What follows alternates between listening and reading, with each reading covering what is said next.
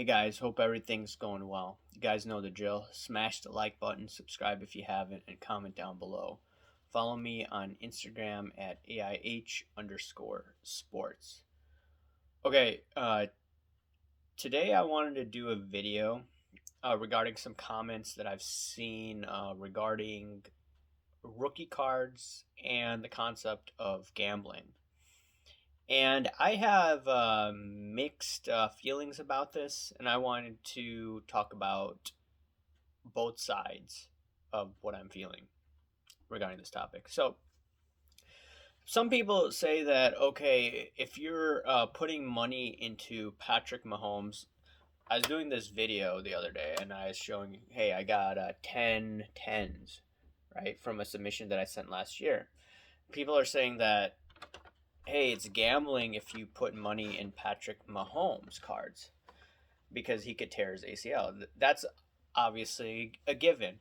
I lived in Chicago and I remember Derrick Rose, blowing his ACL out, and he was never the same since then.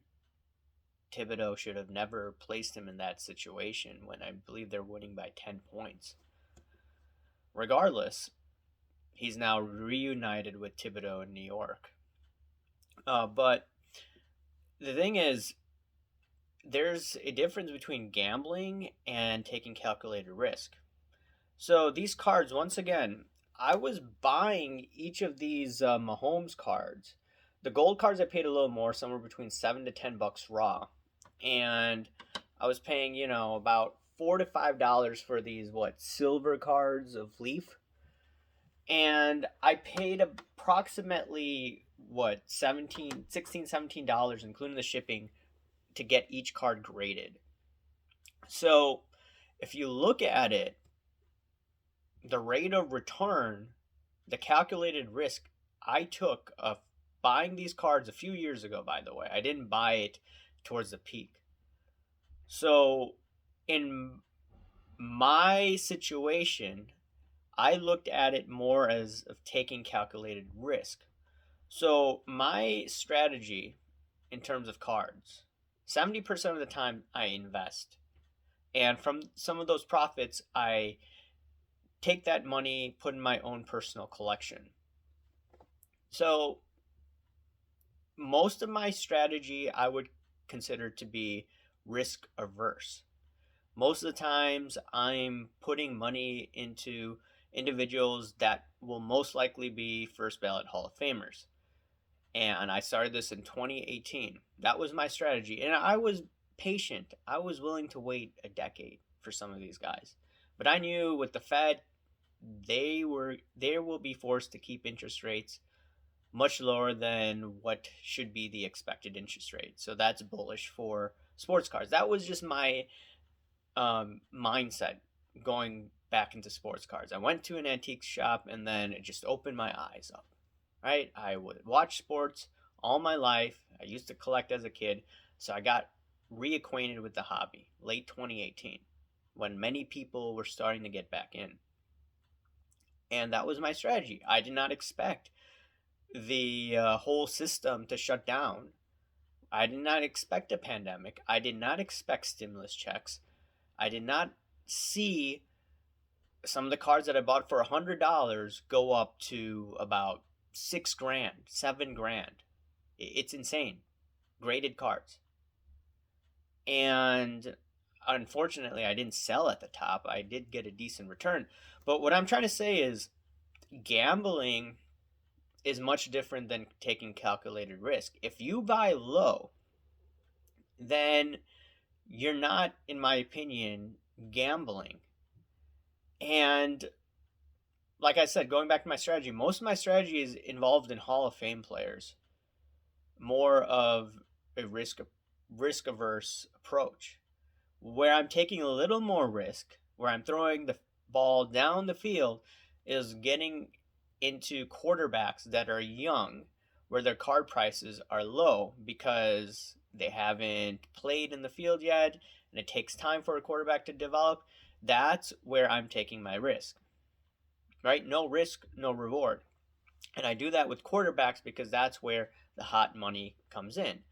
And sure, while I have made decent amount of money in some of these rookies, I would consider through calculated risk, I do also run the risk of losing money speculating quarterbacks. Jordan Love, I thought Jordan Love would be much better than he has played, but he's only played what, 2-3 games, and he hasn't had enough exposure yet.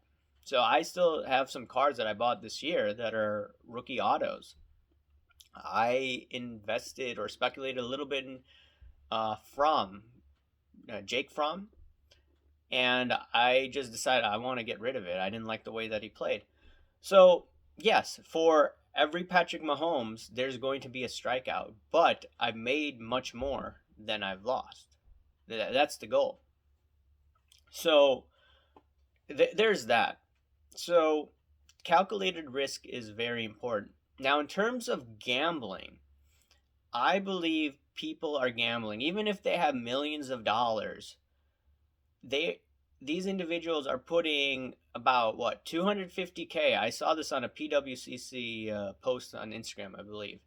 Someone paid 250 grand for a LaMelo Ball scarce rookie auto card. Okay, and I go to the point where Michael Jordan cards, although they are not scarce, the PSA 10, there's hundreds of them. They didn't go for more than what, 100,000, right? And the highest they went was what, $780,000, and then now it's gone down. It's cut in half to what, 300 some $1,000, whatever the price is.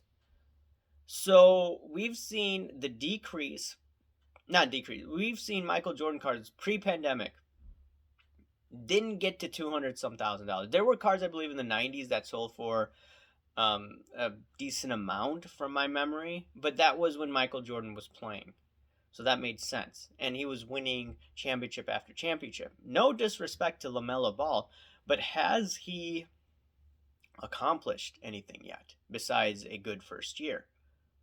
And my answer is no, he hasn't. So, in my opinion, someone's gambling, putting that much money into these type of sports cards. So that's what I wanted to address. And in terms of gambling, I wanted to bring one point up, and also the rate of return. So I told you I bought this Optic Hollow PSA 10 Patrick Mahomes rookie card in 2019 for about 130 some bucks. And in 2020, a year later, with the pandemic, the card shot up before the season started in August. It went up to about $6,000, $6,500. So if you do the math, that's over a 50-fold increase in the price of a card. And if the card were to increase another 50-fold, you're talking about $300,000. So at that moment, I realized, okay, this card is not going to go up another 50-fold within a year. It doesn't make any rational sense for the card to go to $300,000 for a guy, even though he won a Super Bowl. That's not going to happen with that type of card. It's not his scarcest card out there. So let's just apply this to LaMelo Ball's card, okay? You got this one card, someone must have paid a handful amount of money, got it graded. Okay, so it's $250,000. They paid a premium, I don't know, tens of thousands of dollars max.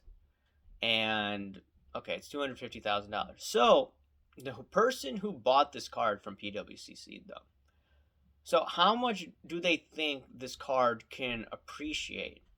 And on top of it, is it going to go up that much percent like they did, like the previous owner? So if they spent, I don't know, $10,000, okay? Now let's just say that. It's some ridiculous number. It may not even be that. It may be even $1,000 for all I know. Okay, so you're talking about what? Close to a 20-fold return? A 20-fold return in that card. So if you do the math, $200,000 times what, 20? You're saying that it's going to go up exponentially like that? No, it's not. Or even if it has a slow return, the rate of return is not going to be significant unless this guy starts to win titles left and right, MVPs left and right. That's the only way you're going to see this card go up. People are looking at, oh, LeBron James cards went up like crazy. Well, LeBron James is the second best player of all time, and all of his buddies are buying up the cards. Giannis cards sold for a ridiculous amount. So that's, I guess people are trying to speculate. Some people would say even gamble that, hey, LaMelo Ball's cards could go up this much. And that doesn't make any sense. People, what they could do is they could just, on pullbacks, we're in a bull market in the S&P, they could just take that money, put in the S&P, and probably get a higher rate of return on their money rather than speculate on these players, once again, who could tear their ACL up, who could not perform to the extent they did. And then on top of it, you're dealing with the liquidity issue. There's no liquidity in this market for this high end stuff. It's hit or miss. And at this moment, especially like I've mentioned, interest rates are going to go higher in the coming years. So we're not in an era of easy money. We're in an era where stimulus has gone bye-bye. So those guys buying cars like LaMelo, in my opinion, are definitely gambling. Now, speculating in rookies, that's my thing. I do that. I invest in Hall of Fame rookie quarterbacks. And one last thing, I saw this one comment. Someone's like, "Hey, you're negative. Like, what do you expect with $20, $30? You're not gonna make anything." Oh, yes, I have. I was buying cards like this. Okay, BGS 95 Rogers. I bought this approximately for about $17 shipped a few years ago, 2020, by the way. I think it was May of 2020. I was looking at cards that people weren't chasing, even during the pandemic, even during the stimulus time. And I was like, hey, Aaron Rodgers is probably going to be a first ballot Hall of Famer. So I was buying then. And then now this card is probably worth $60, $70. And I've, 3x my money. I'm going to be selling one of these. So I've 3x my money. And on top of it, I didn't spend a whole lot. And someone's like, hey, you're negative and you're just buying these cards and you expect they're going to go up. Well, it's already happened for me. And yes, Aaron Rodgers has exceeded expectations. Yes, he has won 2 Super Bowls. Not 2 Super Bowls. He's won 1 MVP. He may win another MVP this time around. So, yeah. I mean, I could come back and say that, hey, you're negative. You don't even understand the process dealing with Hall of Fame individuals and just mocking my strategy, which has worked. I was buying some of these Rogers cards for what, $20, $30, and this PSA 10 version of this. And a few years ago, right, even during the pandemic, and since he's exceeded expectations, some of the cards are sold for $200. How? So I spent $30 and what? I 7x, 8x my card just like that. It's a great rate of return. And just imagine, you're looking at cards no one's looking at. Now, it may be harder going into a turbulent period in the coming years, in my opinion. It may be a little more difficult, but my strategy, I'm still going to buy cards that are much less to buy than to grade. So I already win in that situation, and I'm going to probably buy lower, and I'm going to show you some other cards that I'm looking at. And I'm willing to hold on to this. Thing is, I'm aggressive in some markets, like options, on a daily basis in the stock market, while I'm not as aggressive maybe in sports cards. Now, I have been aggressively selling because I've hit my targets, I've hit my price targets, much sooner than I expected to, and I don't expect I'm going to get the same rate of return. I believe in a concept of mean reversion, and I'm going to do a video on this, and I think it's a really important topic, and I've discussed this, I think, with one guy who was a futures trader, futures broker. He used to, help me with my account. I don't have that account anymore. I don't trade futures. I deal more with the options that are on the SIBO. But regardless, I'm going to talk about mean reversion, and it may seem like a basic concept, but I don't think a lot of people understand this. But anyways, guys, hope you liked this video. Smash the like button, subscribe if you haven't, comment down below, and I'll talk to you another time. Thanks. Bye.